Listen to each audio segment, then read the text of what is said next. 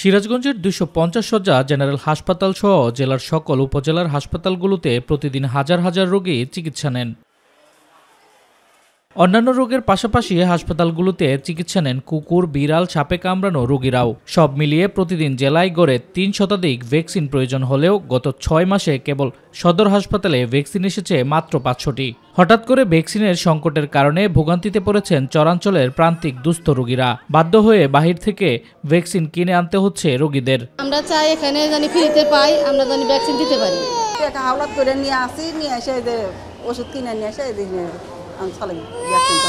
এই ভ্যাকসিনের সাপ্লাইগুলো বাড়ানো, না বাড়াইলে বাংলাদেশের ম্যাক্সিমাম মানুষ হচ্ছে নিম্ন আয়ের, তাদের পক্ষে আসলে এটা কিনে দেওয়া সম্ভব না। এখন আমাদের তো আর এত সামর্থ্য নাই। এখন দাঁড়ায় রয়েছে যে ৪ জন একখানে হইলে ৪ জন মিলে একটা ভ্যাকসিন নিয়ে এসে 4 জনের দেওয়ার জন্য। ভ্যাকসিনের জন্য আসছিলাম, 2টা পর্যন্ত দেয়। এখানে 1:45 কি 1টার সময় আসছিলাম, ফেরত গেছি 2 দিন।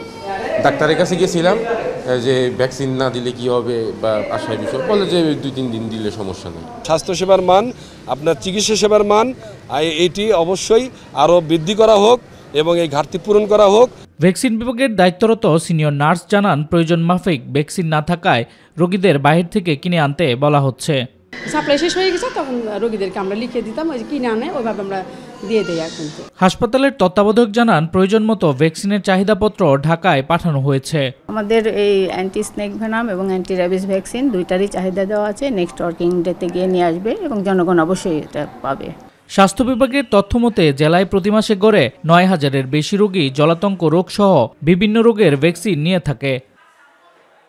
শামস তাবরিজ উচ্ছ্বাস, মাই টিভি নিউজ ডেস্ক।